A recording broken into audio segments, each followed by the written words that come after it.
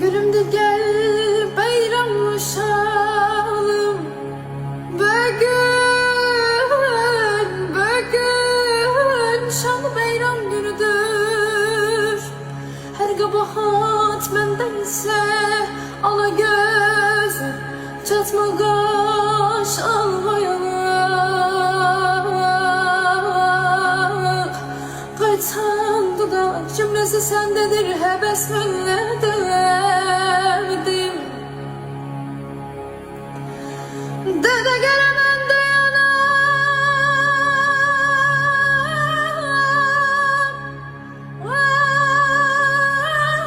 Aksine ben dayanam. Kerem eşkinden yandı kölen oğlum, umut ver ben dayanam.